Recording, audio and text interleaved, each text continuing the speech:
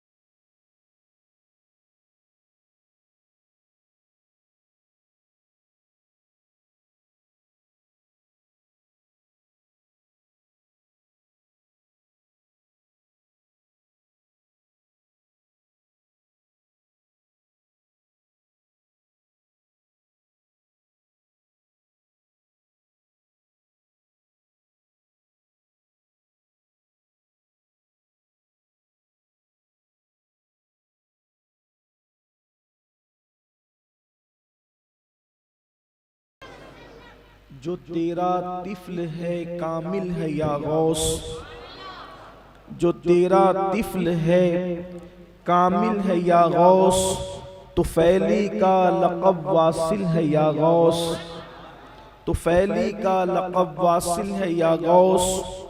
उलूहियत ही एक अहमद ने न पाई, उलूहियत ही एक अहमद ने न पाई, नबूवत ही से तू आतिल है या गौस, नबूवत ही से तू आतिल है या गौस। सहाबियत फिर ताबियत, सहाबियत फिर ताबियत, आगे कादरी मंजिल है या गौस, फिर आगे कादरी मंजिल है या गौस। और हजारों ताबई से तू फजूतर, हजारों ताबई से तू फजूतर, ये तबका मुजमलन फाजिल है या गौस। और वो क्या जानेगा फजले मुर्तजा को, वो क्या जानेगा फजले मुर्तजा को, जो तेरे फजल से गाफिल है या गौस। और रजा का खात्मा बिल खैर होगा, हमारा खात्मा बिल खैर होगा, तेरी रहमत अगर शामिल है या गौस, तेरी रहमत अगर शामिल है या गौस। आज का दिन कादरियों के लिए ईद गौसिया के तौर पर पूरी दुनिया में मनाया जाता है। और तकरीबन 4 सालों के बाद, यानी कि 4 साल मुसलसल हुए, आज तोशे मुबारका की न्याज में मैं आपके साथ शरीक हूँ। वरना 4 सालों से मुसलसल करम के इन दिनों को अल्लाह ने मुझे हुजूर गौसे पाक के कदमों में मनाने की सआदत अता फरमाई। ये उनकी मर्जी की बात है, चाहे बुला लें चाहे निभा लें, उनकी मर्जी की बात है। कभी बुलाकर नवाजते हैं, कभी वतन ही में नवाज देते हैं। ये उनके करम की बातें हैं। अल्लाह ताला मेरी आप सबकी हाजिरी कबूल फरमाए। चूँकि आज की ये महफिल बिलखुसूस दुआ के लिए और ख़त्म शरीफ के लिए होती है, और काफ़ी देर से आप बैठे हैं और जगह की किल्लत की वजह से लोग खड़े हैं, इसलिए अब कोई तफसीली या लंबी चौड़ी गुफ्तगू करने की बजाय ये मुनासिब समझा गया कि मुख्तसरन सिर्फ इख्तिसार से हुसूल बरकत के लिए और नई नस्ल को ये पता चले कि हुजूर गौसियत माप की शान क्या है। वैसे कोई बताने की जरूरत नहीं है, शर्क से लेके गर्ब तक सबको पता है। लेकिन ये बात इसलिए बयान की जाती है ताकि दिलों के अंदर एक वलवला, जोश, यकीन, मजीद इस्तेहकाम पजीर हो जाए। देखो, इस वक्त ये बात कही जाती है कि क्या मुसीबतों से और बलाओं से बचाने के लिए अल्लाह हमें काफी नहीं है, तो ये क्या जरूरत है गौस की, क्या जरूरत है अब्दाल की, क्या जरूरत है औलिया की, क्या जरूरत है अंबिया की। ये या गौस या ख्वाजा या फरीद हक फरीद या साबिर हक साबिर या वारिस हक वारिस के ये जो नारे लग रहे हैं, तो ये आप लोगों को कहीं और ले जा रहे हैं। लेकिन अपनी आदत हमेशा से ये रही है कि हम कोई बात मुल्ला से पूछने की बजाय पहले अल्लाह से पूछें कि क्या वाकई ये बात सही है कि ये लोग नाकाबिले कबूल हैं, ये नाकाबिले, ये रद्द करने के काबिल हैं, क्या कोई बचा नहीं सकता, कोई मुसीबत दूर नहीं कर सकता। तो अल्लाह तबारक व तआला इरशाद फरमाता है, देखो कुरान कहता है, कुरान मुकद्दस की आयत करीमा है, हर बात पहले अल्लाह से पूछें, उसके बाद फिर किसी की बात पर एतबार करें, बल्कि हर इंसान की बात उसी वक्त काबिल कबूल है जब उसकी बात अल्लाह की बातों की फरामीन की रोशनी में हो। अगर इंसान मनगढ़ंत बातें कहे तो कहने वाला कितना ही इंसान मोतबर हो, फिर वो मोतबर नहीं रह जाता। जिसकी बात कुरान और सुन्नत से टकराए फिर वो मोतबर नहीं रह जाता। अगर यही बात है कि अल्लाह अकबर औलिया को रद्द कर दिया जाए और ये कोई काम नहीं आ सकते, बल्कि यहाँ तक कहा जाता है कि वो तो अपनी नाक से मक्खी भी नहीं उड़ा सकते, वो तुम्हारी मदद क्या करेंगे, वो तो माज़अल्लाह पड़ी हुई मूर्तियों की तरह है, कहीं पर खड़ी है कहीं पर पड़ी है। क्या यही इस्लामी तसव्वुर है, क्या यही इस्लामी नजरिया है? तो कुरान से पूछे। कुरान कहता है अल-अखिल्लाउ यौमइज़िन बादुहुम लिबादिन अदू। कुरान मुकद्दस की आयत कहती है कि क़यामत के दिन, क़यामत का दिन वो मुसीबत का दिन होगा। जितनी मुसीबतें हैं क़यामत से बड़ी कोई मुसीबत नहीं है। सारी मुसीबतें क़यामत की मुसीबतों के सामने हैच है। अगर क़यामत की मुसीबतों का जिक्र हो तो अंदाजा करें, कुरान जिसके बारे में कहे कि क़यामत की मुसीबतों वाली आवाज को सुनकर हमल वाली ऊँटनियां अपने हमल को ज़ाय कर दे, सितारे आपस में टकरा जाए, जमीन फट जाए, आसमान फट जाए।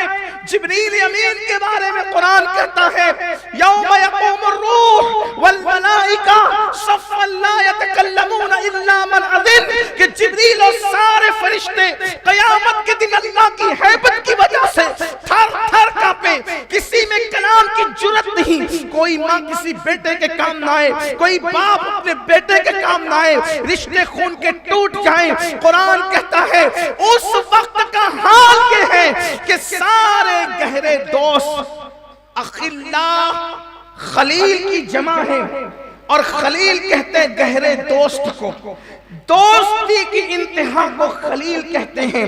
खलील यानी सबसे गहरा दोस्त। खलील का मतलब क्या? अगर यार के लिए बेटे की गर्दन पे छुरी रखना पड़ जाए तो फिर वो बेटा ना देखे यार देखे, खलील उसको कहते हैं। अगर यार के लिए, यार की खुशी के लिए बीवी को वादिए गैर ज़ी ज़रा में छोड़ना पड़ जाए तो फिर बीवी नहीं देखी जाती बल्कि यार देखा जाता है। अल्लाह अकबर। ये तो मैंने इशारा दिया है। तो खलील गहरे पक्के दोस्तों को कहते हैं। कुरान कहता है सारे तुम्हारे खलील अखिल्ला, तुम्हारे सारे गहरे दोस्त ये नहीं जो चाय के दोस्त है, ना ना, ये चाय वाले दोस्त तो दोस्त ही नहीं है, ये तोहफे ताइफ और पार्टी वाले दोस्त तो दोस्त ही नहीं है। कुरान कहता है वो दोस्त जो तुम्हारे लिए दुनिया में जान दे सकते हैं, जान दे सकते, जाने कुर्बान कर सकते, अपनी बीवियों को तुम्हारे लिए छोड़ने का हौसला रखते। अखिल्ला खलील है वो तुम्हारे खलील, खलील है। अल्लाह फरमाता है वो खलील पक्के दोस्त क़यामत के दिन तुम्हारे दुश्मन बन जाएंगे। जो दुनिया में तुम्हारे लिए कुर्बानियां देते थे वो तुम्हारे दुश्मन बन जाएंगे। तो फिर अल्लाह काम कौन आएगा? अल्लाह कौन काम आएगा? अल्लाह को क्या फरमाना था? मैं, यही तो है ना। अल्लाह को क्या फरमाना? अल्लाह के सिवा कोई काम नहीं आएगा, अल्लाह के सिवा कोई नहीं बख्शेगा, अल्लाह के सिवा किसी की इमदाद नहीं होगी, नहीं। लेकिन अल्लाह ने बयान किया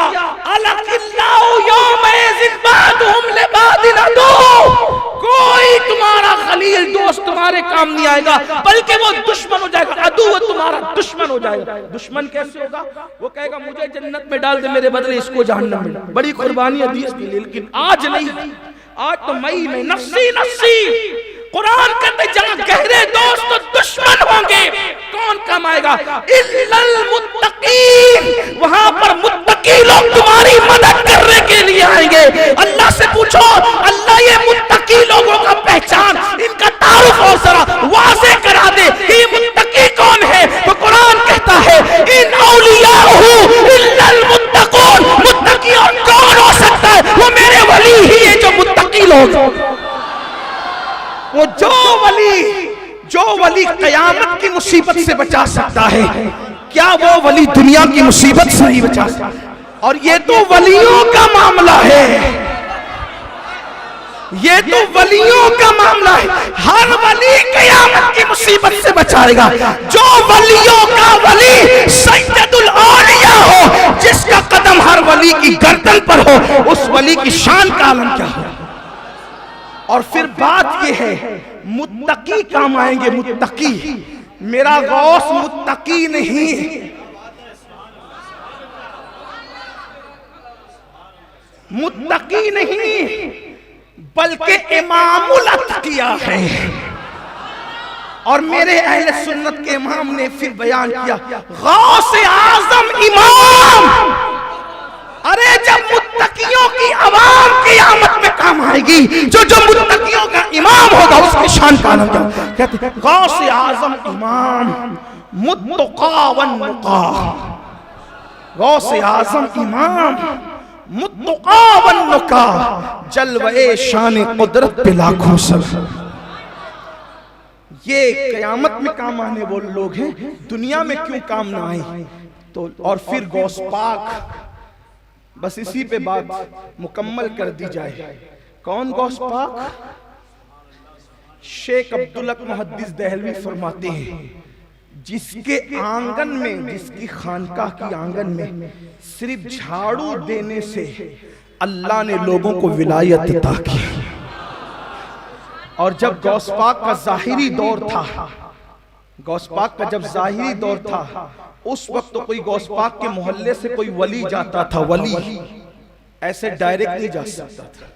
पहले चौखट चूमो गौस पाक की, फिर जाओ। और अगर कोई अकड़ के चला गया, विलायत रह नहीं जाती थी, छीन ली जाती थी। उठाइए, अब मैं उसकी बात कर रहा हूं जो चिश्तियत का आफ्ताब व महताब, आबरूबे सिलसिले चिश्तिया, हमारे पीर निजामुल हक वद्दीन सुल्तानुल औलिया फिल हिंद महबूब इलाही हजरत ख्वाजा निजामुद्दीन औलिया, वो अपने मलफूजात में बयान करते हैं। देखो गौस पाक क्या है। पहले ये समझ लें आप, वलियों की अलग अलग डिग्री है, कैटेगरी है। सब वली एक से नहीं है, हर वली की अलग अलग डिग्रियां हैं। जैसे कोई वली, फिर औलिया में नुक़बा है, नौजबा है, मजाजीब है। इसी तरीके से उनकी अलग अलग मकामात, कलंदर है, अब्दाल है, औताद है, अगवास है, ये सब मरातिब है। कुतुब है, कुतुबुल अक़ताब है, गौस है, गौसुल अगवास है, ये सब मरातिब है। उनमें से औलिया में एक कैटेगरी है, एक मकाम है बदल, जिनकी जमा को अब्दाल कहते हैं। वली हर दौर में सैकड़ों, हजारों, लाखों हो सकते हैं। औलिया लाखों, हजारों, बल्कि औलिया इतनी तादाद में हैं कि जहां 40 मोमिन जमा हो, उनमें एक अल्लाह का वली होता है। अब यहाँ तो कितने 40 हैं, अंदाजा लगाएं। हुजूर की हदीस में आ गए, हमारा ईमान है, हम पहचान नहीं पाते बस इसलिए कि अल्लाह का फरमान है, औलियाई तहत क़बाई, मेरे औलिया मेरी चादरे गैरत के नीचे छुपे हुए हैं, मैं उनको पहचानता हूं, तुम नहीं जानते। भाई पर्दे के पीछे जो लोग हैं, तो उस पीछे उस पार वाले उनको क्या जाने। दो ही चीज होगी कि आप खुद पर्दे में आ जाएं तो कौन कौन पर्दे में पता चल जाता है। इसीलिए कहा जाता है वली को वली पहचानता है। हाँ, तो लेकिन आजकल हम भी किसी को भी वली कह देते हैं। इसका मतलब दर पर्दा हम भी बताते कि हम भी कुछ हैं। इतनी जुर्रत ना किया करें, इतनी जुर्रत न किया करें। किसी को वली कहने से पहले समझे सोचे, ऐसे कोई वली नहीं होता। हमारे यहाँ तो जिसको जी में आया वली कह दिया। नहीं, जिसको अल्लाह ने विलायत की डिग्री नहीं दी, अगर आप हम उसको वली कहें, मैदान महशर में मुंह क्या दिखाएंगे। इसलिए एहतियात जरूरी है। हर बंदा अपने किसी भी बुजुर्ग के बारे में जो चाहे कहता है, लेकिन मैं आपसे कहता हूँ मोहतात रहें, एहतियात करें। एक खास बात है, जो वली होता है दुनिया उसको खुद वली कहने लगती है, लेकिन बाज औलिया ऐसे होते हैं वली को खुद नहीं पता चलता कि मैं वली हूं, और ना दुनिया को पता चलता, वो चला जाता है दुनिया से। बाज वली ऐसे होते हैं दुनिया को पता होता है कि वली है, वली को पता नहीं होता है कि मैं वली हूं। ये भी अल्लाह की शान है। और बाज वली ऐसे होते हैं कि वली को पता होता है कि मैं वली हूं, और लोगों को पता नहीं होता है कि वो वली है। ये सब औलिया अल्लाह के मकामात हैं। बहरहाल हजारों लाखों औलिया हैं, लेकिन वली की पहचान जो हुजूर ने बयान फरमाई वो ये है कि उसको देखो तो खुदा याद आ जाए। खुदा याद आ जाए का मतलब क्या? यानी कि जब तुम उसकी महफिल में बैठो तो तुम्हारे दिल के अंदर अल्लाह की याद का जज्बा पैदा हो, जिक्र का जज्बा पैदा हो, इबादत का जज्बा पैदा हो, दीन से करीब होने का जज्बा। ये है उसका मतलब। यानी वो जो लाली पाउडर वाला हुस्न है उसकी तरफ इशारा नहीं है, वरना बिलाल फिर क्या औलिया अल्लाह में नहीं है, अहलुल्लाह में नहीं है। तो ये बात बहुत वो है कि ये दिल जिंदा होता है। वली किसी महफिल में कदम रखते तो महफिल का रंग बदल जाता है। उसकी रूहानियत, उसे लोग ना भी देखें तो महफिल का रंग बदल जाता है। जैसे कुछ महफिलें ऐसी होती है कि कुछ महफिलों के अंदर होते वही लोग हैं, लेकिन ऐसा लगता है यार आज कुछ अलग कैफ था, तो कोई अलग आ गया था इसलिए वो अलग कैफ था। ये चीजें होती है। खतीब वही, मजमा वही, महफिल वही, लेकिन रंग बदलता क्यों है? क्योंकि ये उसकी रूहानियत काम करती है। उसके दिल का कनेक्शन मुस्तफा जाले रहमत से जुड़ा होता है। आपको नहीं पता, गौसे पाक जब तक के बगदाद में कदम नहीं रखते, इमाम गजाली उस वक्त रेशम के जुब्बे पहनते थे, बादशाहों की सोहबत में बैठते थे, वजीरों के साथ बैठते थे आलिम, थे फकीर, थे मुहद्दिस, सब कुछ था, लेकिन दुनिया का रंग इतना गालिब था कि रेशमी जुब्बे पहनते थे। हालांकि गौस पाक के इमाम गजाली की मुलाकात बहुत मोतबर ज़राए से साबित नहीं होती, कभी मुलाकात नहीं हुई, लेकिन 18 साल की उम्र में गौस पाक ने सिर्फ बगदाद में कदम रखा तो गौस पाक के कदम की बरकत ये थी कि इमाम गजाली के दिल से दुनिया की मोहब्बत निकल गई और वो तसव्वुफ की तरफ माइल हो गए, छोड़ दिया बादशाहों की सोहबत। सिर्फ ये कदम की बरकत है, ये कदम। मैं इसीलिए तो लोगों से कहता हूं कि जिस गौस पाक के कदम की ये बरकत हो कि बगदाद में कदम रख दे तो माहौल बदल जाए। जिसके कदम का ये हाल हो उसके कलम चलता होगा तो कलम का हाल क्या, उसकी जबान चलती होगी तो जबान का क्या। इसीलिए तो मेरे इमाम कहते हैं ना कि गौस पाक ने कहा हुक्म नाफिज है तेरा, खामा तेरा, सैफ तेरी। हुक्म नाफिज है तेरा, खामा तेरा, सैफ तेरी, दम में जो चाहे करे, दौर है शाह तेरा। कदम रखने से इंकलाब आया, बगदाद में माहौल बदला, माहौल तब्दील हुआ। ये गौस पाक की रूहानियत, और 18 साल की उम्र में ये रूहानियत है तो 90 साल की उम्र में रूहानियत का आलम क्या होगा। तो औलिया लाखों हजारों में होते हैं, लेकिन हजारों लाखों में अब्दाल जो होते हैं, अब्दाल वो सिर्फ 40 होते हैं, यानी अब्दाल ज्यादा। इसका मतलब क्वालिटी पर नजर है आपकी कि किस शान के लोग हैं वो जिन्हें अब्दाल कहते हैं। और कौन है वो? सरकार अलैहिस्सलाम फरमाते उन्हीं की वजह से बारिश बरसती है। हदीस पाक है, इजाबतुल गौस अल्लामा शामी की का मुख्तसर सा रिसाला, उसके अंदर ये रिवायत मौजूद है। उनकी वजह से बारिश बरसती, उनकी वजह से मुसीबतें दूर होती, उनकी वजह से तकलीफें दूर होती, उनकी वजह से जमीन से अनाज उगता है। अब समझ में आया अब्दाल कौन है, अब्दाल की शान क्या है। अब सुनो हजरत महबूब इलाही हमारे मुर्शिद क्या फरमाते हैं। फरमाते हैं कि गौस पाक का एक मुरीद गौस पाक की खानकाह में दाखिल हुआ तो क्या देखा कि दरवाजे पर एक आदमी गिरा पड़ा हुआ है, जमीन पे खाक में पड़ा हुआ है, उसके हाथ पैर काम नहीं करते, वो रोता है, कहता है कि माफ कर दो, माफ कर दो, माफ कर दो। कौन कह रहा है? महबूब इलाही बयान कर, उनके अल्फाज, उनके फरामीन को मैं अपने अल्फाज के जामे में पेश कर रहा हूं। गौस पाक का मुरीद खानकाह में आ रहा है, एक बंदा हाथ पैर से माजूर मफलूज पड़ा है और कहता है मुझे माफ कर दो, माफ कर दो।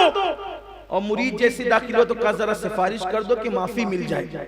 मुरीद आया, कहा सरकार कितनी आहोजारी कर रहा है वो बंदा, उसे माफ कर दीजिए। सरकार गौस पाक फरमाते हैं तुझे पता है वो कौन है?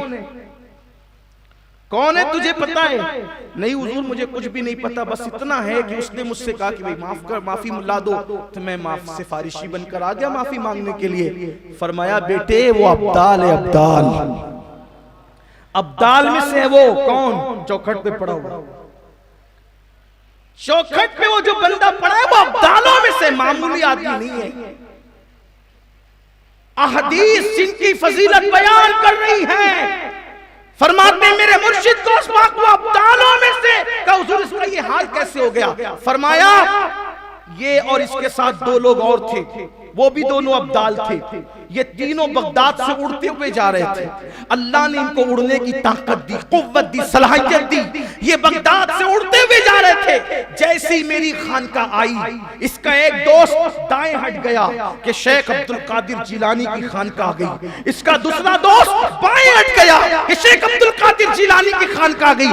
लेकिन ये नहीं हटा कि वो भी वली मैं भी वली, तो मैं उनकी छत पर से जाऊंगा। जैसे ही मेरी खानकाह की छत पे आया, कुदरत ने इसको उठा करके यहां मेरी चौखट पे गिरा दिया कि अब्दुल कादिर की छत का जो एहतराम न करे उसका अंजाम यही होता है। मुझे बताओ अगर अब्दाल उनकी छत पे से जाए तो गिरा करके दरवाजे पे डाल दिया जाता है। जब उनकी छत की ताजीम का ये आलम है तो उनकी जाते वाला सिफात की ताजीम का आलम क्या होगा?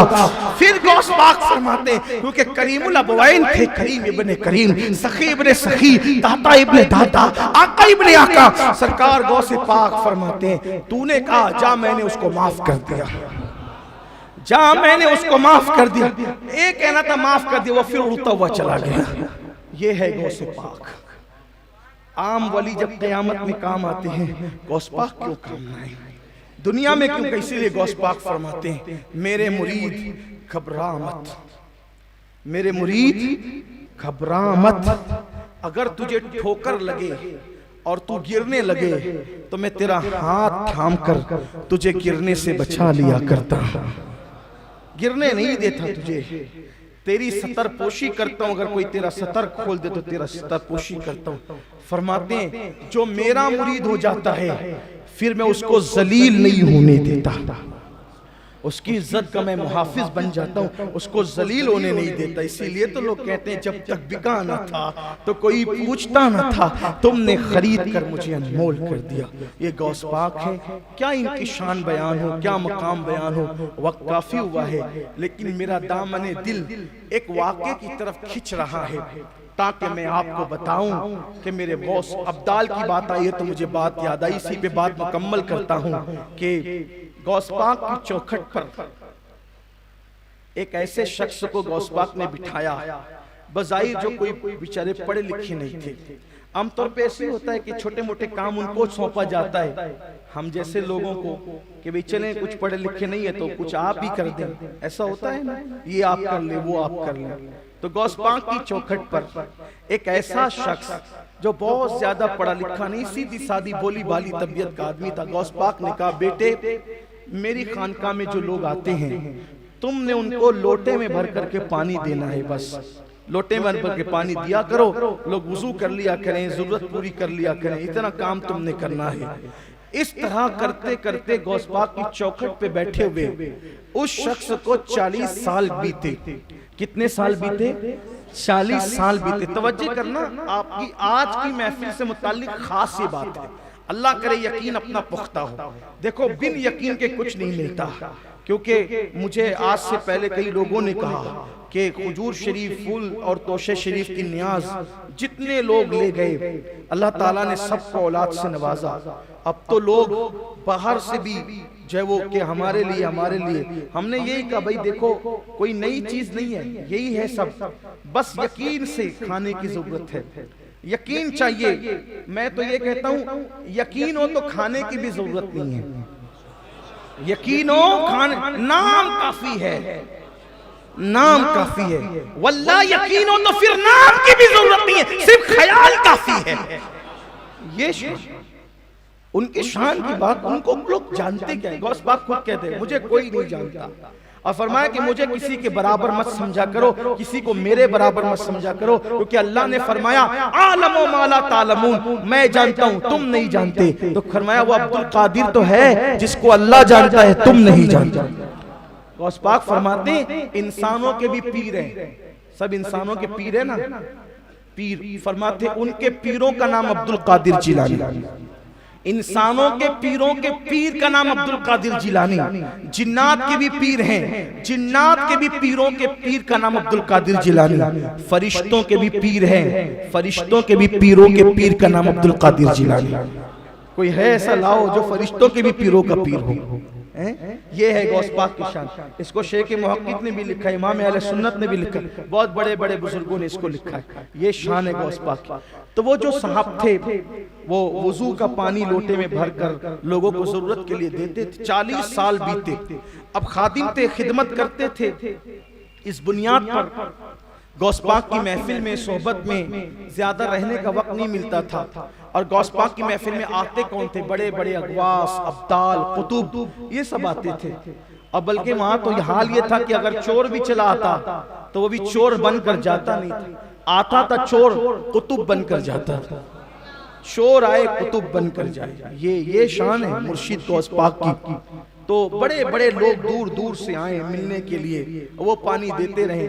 एक दिन 2 बंदे आए, उन 2 बंदों पे नजर पड़ी तो उन्हीं पर दिल आ गया, और जब उन पर दिल आया तो उस शख्स ने कहा कि साहिबो मुझे भी अपने साथ ले चलो, मैं यहाँ अब नहीं रहना चाहता, अब मैं यहाँ नहीं रहना चाहता, मुझे भी ले चलो, कुछ मंजिलें मुझे भी तो चाहिए, यहाँ बिठा रखा है। मुलाकातें कम होती है, नजर भी कम पड़ती है। हालांकि जिसका फरमान नजर तो इला बिलादिल्लाहि जमा, कि मैं अल्लाह के शहरों को ऐसे देखता हूँ जैसे तुम हथेली पे राई का दाना देखते हो। फिर वहां आंखों से देखने का क्या मामला, फिर वहां तो नजर में है ना, फिर तो नजर में, वहां तो नजर ही के अंदर है। वल्लाह उनकी नजर में ना होते तो औरों की नजर तो अब तक खात्मा कर चुकी होती। ये उनकी नजर की बरकत है कि औरों की नजर पड़ने नहीं देते। ये हुजूर गौसुल आज़म दस्तगीर की शान है। बहरहाल उन्होंने कहा साहिबो मुझे भी अपने साथ ले चलो।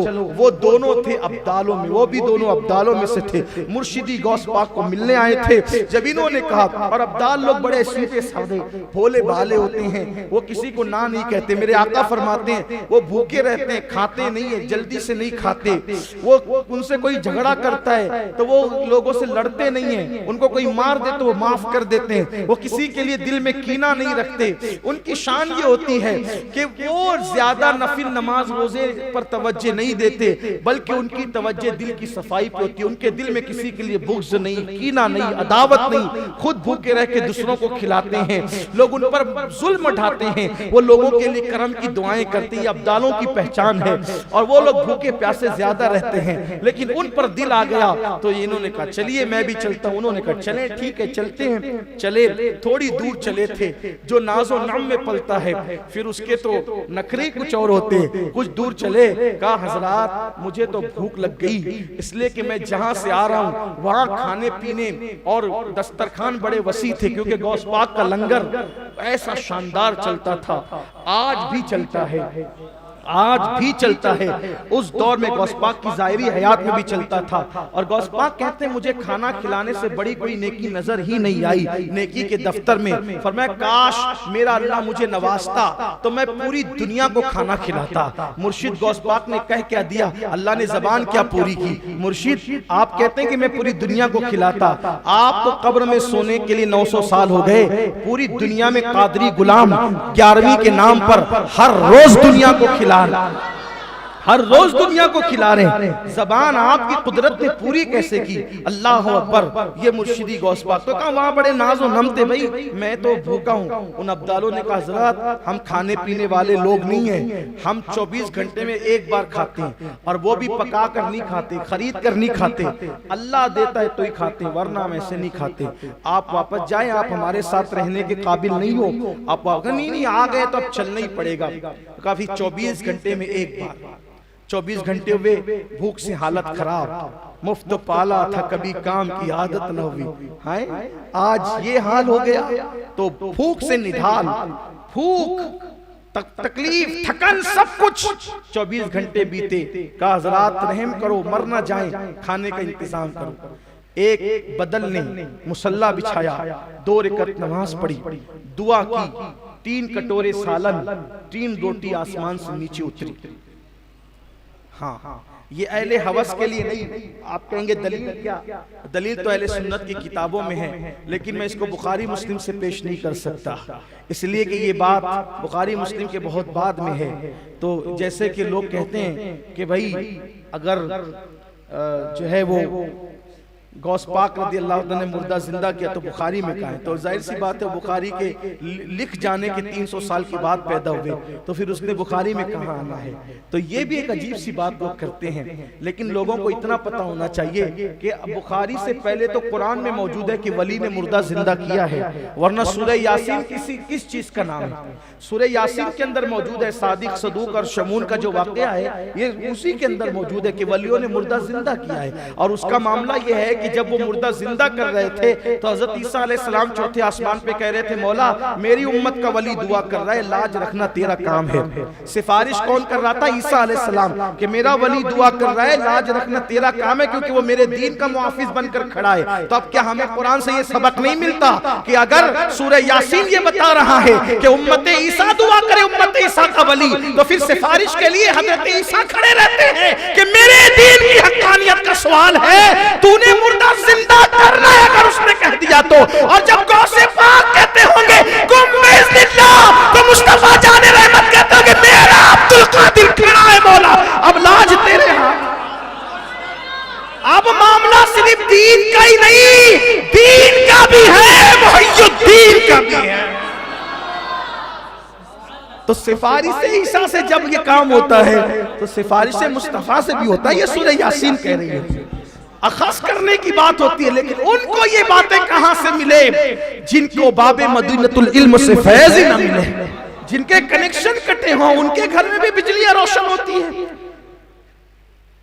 कनेक्शन हो ना तो बिजलियां रोशन हो, वरना जो चोरी की बिजलियां लेकर आखिरी डालकर चलाते हैं वो तो थोड़ी देर के लिए रोशन कर देते, लेकिन जब आते हैं वो पावर हाउस वाले तो फिर घर में अंधेरा करना पड़ता। नहीं, हमारे यहाँ कुछ नहीं है, ऐसा ही है। इधर उधर की सुन के इल्मी बात करना और बात है, कनेक्शन के साथ करना ये अहले सुन्नत का नसीबा है। इसलिए कि वहां से कनेक्शन जुड़ा होना ये लीगली है और इस शान का है। एक एक नाम हम बता सकते हैं कि कहां से कहां, कहां से कहां, कहां से कहां। हमारे यहाँ शजरा इसी को तो कहते हैं, हमारा शजरा इसी को कहते हैं, ये कनेक्शन है। बहरहाल तो उन्होंने दुआ की बदल साहब ने, और 3 कटोरे सालन और 3 रोटियां, तीनों ने एक बांट दी, फिर खा पी लिए, सैर हो गई तबीयत। दुनिया का खाना नहीं था, खाना कहीं और से आता, बड़ा मजा आया। फिर 24 घंटे गुजरे तो फिर भूख लगी। फिर उस साहब ने कहा साहिब रहम करो, अब 24 घंटे हो गए। उन्होंने दूसरे बदल साहब ने फिर मुसल्ला बिछाया, फिर दुआ की, फिर 3 कटोरे 3 रोटियां। दूसरा 24 घंटा गुजरा, तीसरा 24 घंटा आया, कहा रहम करो भाई फिर भूख लग गई है, भूख बहुत लग रही है। तो कहा कि देखो हम लोगों का ये दस्तूर है कि जितने लोग साथ होते हैं दुआ उतने लोगों से कराई जाती है। कल मैंने की थी, आज गुज़िश्ता कल इन्होंने की, और अब बारी आपकी है। कहा भाई मैं सीधा सादा सिंपल सा आदमी हूँ, ज्यादा पढ़ा लिखा भी नहीं हूँ, मेरी कोई हैसियत नहीं है। आप एक काम करें कि आप लोग ही कुछ करें, रोटी आएगी, मैं कुछ नहीं जानता। उन लोगों ने कहा या करो या मरो, दुआ करो, रोटी मंगाओ, खाना मंगाओ, वरना मरो, भूखे मरो, कोई बात नहीं हम चले। तो कहते हैं ना कि मरता क्या ना करता, जब जान पे बन आती, इन्होंने ही मुसल्ला बिछाया, 2 रकात नमाज पढ़ी। अल्लाह मुझे कुछ नहीं आता, मैं सीधा साधा आदमी, बल्कि कभी रोटी मांगने की जरूरत पेश ही नहीं आई। मुर्शिद ने इतना खिलाया कि कभी मांगने की जरूरत पेश नहीं आई। मौला आज इस जंगलों सहरा में तेरा ये बंदा भूखा और ये दोनों हजरात जो हैं ये मुझे जोर दे रहे हैं, दुआ की अल्लाह लाज रख ले और खाना भेज दे। जिस दिन इन्होंने दुआ की उस दिन 6 कटोरे सालन और 6 रोटियां जमीन पर आई। मगर ए साहब आप तो कहते थे मैं सादा सिंपल आदमी, मुझे कुछ नहीं आता, मैं तो बहुत ज्यादा पढ़ा लिखा नहीं। अपनी जबान में कहूँ, मालेगांव की जबान में तो यूं कहा होगा, ओ छुपे रुस्तम, आप तो कह रहे थे मुझे कुछ नहीं आता और ये हाल आपका। उन्होंने कहा वल्लाह मुझे कुछ नहीं आता और अब मैं आपके साथ रहना भी नहीं चाहता, लेकिन आप लोग ये बताएं कि ये रोजाना रोटियां आप लोग मंगाते कैसे? कहा लेकिन आपका मामला हमारे समझ में नहीं आया कि आपके मांगने पर डबल कैसे आया। हमारे मांगने पर तो एक आता था, आपके मांगने पर डबल। कब वो सब हम बाद में बताएंगे, लेकिन पहले ये बताओ आप लोग कैसे मंगाते हो? क्योंकि मैंने जैसे मंगाया वो तो मेरा दिल जानता है, लेकिन आप लोग कैसे मंगाते हो? उन्होंने कहा हजरत हम लोग अब्दाल है, अब्दाल। वो जो 40 लोग होते हैं उनमें से हम 2 अब्दाल हैं और हम कमाते नहीं है, हम लोग जो है वो खरीदते नहीं है, पकाते नहीं है, इसमें वक्त नहीं लगाते, हम अल्लाह की याद में रहते हैं, अल्लाह की याद में रहते हैं। लेकिन हम अब्दाल हैं, जब हमें भूख लगती है, जल्दी लगती नहीं, लेकिन जब लगती है तब मुसल्ला बिछाकर अल्लाह की बारगाह में यूं कहते हैं, ए अल्लाह, वो गौसे पाक की चौखट पर जो वुजू कराने के लिए लोटे वाला शख्स लोटे लेकर बैठता है, उसी के सदके में हमारे लिए खाने का इंतजाम कर दे, तो उसके सदके में खाने का इंतजाम हो जाता है। तो उन्होंने कहा मुझे पहचानते हो मैं कौन हूँ? झूम कर दामन फाड़ दिया, कब पहचानते हो कौन हूँ? कब नहीं पहचानते, कब वही तो लोटे वाला शख्स मैं हूँ, लेकिन मुझे खुद नहीं पता था। मुर्शिद ने चौखट पे बिठाकर क्या मकाम अता कर दिया, लोटे भरवा कर कैसा मर्तबा अता कर दिया। अल्लाह अकबर। कहते हैं कि जिसके वसीले से अब्दाल दुआ करते हो, जब मुर्शिद ने इस काबिल बनाया उनकी चौखट छोड़कर जाना कोई अकलमंदी नहीं, तब मुझे पता चला जिसकी चौखट पर बैठकर लोटे में पानी भर के मेहमानों को देने वाले के वसीले से अब्दाल दुआ करके खाना मंगाते हैं, जब उस लोटे वाले बुजुर्ग की शान ये है, तो फिर चौखट के अंदर रहने वाले गौसुल आजम दस्तगीर के वसीले की शान का आलम क्या होगा। इसीलिए फरमाते हैं जब दुआ करो मेरे वसीले से करो, जो मेरे वसीले से दुआ की जाती है अल्लाह कबूल फरमाता है। ये एक मुर्शिद हुजूर गौसे पाक रदी अल्लाह ताला अन्हु की शान है और ये ऐसा उन्वान है कि मुझे इस पर खड़ा किया जाए तो मैं हरीस हूँ। कुछ उन्वानात ऐसे हैं कि जो मेरी अपनी तबीयत में रच बस गए हैं और मुझे ऐसा लगता है कि ये मेरी जिंदगी की उन्वान है, इसलिए कि अपने पास कुछ नहीं है, जो कुछ है सब उन्हीं की चौखट की खैरात है। और आपसे भी कहता हूँ मजबूत दामन पकड़ो और ऐसा पकड़ो कि यकगीर मोहकम बगीर। मैं तो कहता हूँ लोग कहते हैं मिलता नहीं, मैं कहता हूँ मिले न मिले यार, क्या ये कम है कि नाम लेने की तौफीक मिल जाती है, इससे बढ़कर सा। और उनके यहाँ तो कौन महरूम रहता है, कोई दिल लगा कर तो देखे, कोई दिल लगा कर सच्चे दिल से कोई हो कर यकीन पैदा करो, मजबूत यकीन, इंशाअल्लाह बरकतें नसीब होगी। अब खत्म कादिया शरीफ पढ़ा जाएगा। मैं ये चाहता हूँ कि अलग अलग पढ़ेंगे तो बहुत वक्त लगेगा, तो इसलिए मजमा बड़ा है, तो जितने औराद वज़ाइफ हैं सब यहाँ से पढ़े जाएंगे और आप सब एक साथ पढ़ें। मैं थोड़ा सा पूछ लूं, आप लोगों से बुरा नहीं माने कि तो फिर हमें अंदाजा हो जाएगा कितने बार पढ़ना है। दुरूद गौसियत कितने लोग पढ़ना जानते हैं, जरा हाथ उठाएं। हाँ ठीक हो गया काम। तीसरा कलमा कितनों को याद है? माशाअल्लाह। सूरह अलम नशरा कितनों को याद है? माशाअल्लाह, ठीक, ये भी ठीक। और कुल अल्लाह शरीफ कितनों को याद है? माशाअल्लाह। बाकी के जितने औराद हैं फिर वो सब आसान हैं, आप वो जो है पढ़ करके यानी सुन करके आप खुद ही पढ़ सकते हो। वो बहुत मुश्किल नहीं है, बहुत आसान है, फिर आप उसको आसानी के साथ पढ़ सकते हो। लेकिन एक गुजारिश करता हूँ, ईद गौसिया में आने वालों कम से कम इतनी सूरतें तो याद कर लो, जो कुरान मुकद्दस की आखिरी सूरतें, कम से कम उतना तो याद कर लो कि हमें अगर सूरह अलम नशरा नहीं याद है तो कितने शर्म की बात है। दुरूद गौसिया नहीं याद है, कितने शर्म की बात है। कुल हु अल्लाह नहीं याद है, फिर हम किस दिन के मुसलमान हुए हैं। इसलिए पढ़ लो, सीख लो, और अपने मरकज पर मस्जिद या रसूल अल्लाह में तालीम बालिगा का इंतजाम है। कोई फीस नहीं, कोई पैसा नहीं, कुछ नहीं लिया जाता, बस इतना है आप आओ, कुरान सीख कर जाओ। इससे बड़ी हमारी कोई लालच नहीं है। इसलिए कि इससे बड़ी फीस क्या होगी कि आप हमसे कुरान सीख रहे हैं, आप इससे बड़ी फीस क्या दे रहे हैं। क्योंकि अगर आप कुरान सीख लेते हैं हमारे अहबाब से, हमारे मरकज पर आकर, ये आपके लिए भी जरिए निजात है, हमारे लिए भी जरिए निजात है। इससे बड़ी नेमत क्या हो सकती है। कुछ नहीं लिया जाता, फी सबीलिल्लाह तालीम बालिगा के अंदर पढ़ाया जाता है, उसमें भी लोग उतने नहीं आते जितने आना चाहिए। इसलिए मेरी गुजारिश है कि आप लोग जो है आए, सीखें, कम से कम कुरान सीख लें। अभी 11वीं शरीफ का महीना चल रहा है, रमजान शरीफ आने तक के पूरा कुरान याद कर लें, सीख लें इंशाअल्लाह ताला। अल्लाह ताला हम सबके हल पे रहम करम फरमाए। ये जो खत्म कादरिया शरीफ है, हाफिज साहब ने, हमारे हाफिज मकसूद साहब ने फरमाया कि ये बताया जाए कि ये यानी कि किस बुजुर्ग ने अता किया। ये जो है हजरत सैयदी सरकार सैयद उवैस बिलगिरामी रहमतुल्लाहि ताला अलैह, जो हुजूर साहिबुल बरकात सैयद शाह बरकतुल्लाह इश्की पेमी रहमतुल्लाहि ताला अलैह के वालिदे बुजुर्गवार थे। ये उनकी तरफ से ये अता है। यानी अपने सिलसिले कादरिया बरकातिया के जो इमाम है, जिनके बारे में हम पढ़ते हैं शजरे के अंदर के दीन और दुनिया की हमें बरकत दे, बरकत से इश्क हक दे, इश्क ये इश्क इंतिमा के वास्ते। ये साहिबुल बरकात शाह बरकतुल्लाह है। साहिबुल बरकात शाह बरकतुल्लाह कौन है? महरेरा शरीफ के अंदर जब ये तशरीफ लाए पेम नगर में, इन्होंने अपने मोहल्ले का नाम पेम नगरी रखा था, मोहब्बत की नगरी, और इनका तखल्लुस था जो है वो इश्की, इसीलिए इनको इश्की प्रेमी कहते हैं।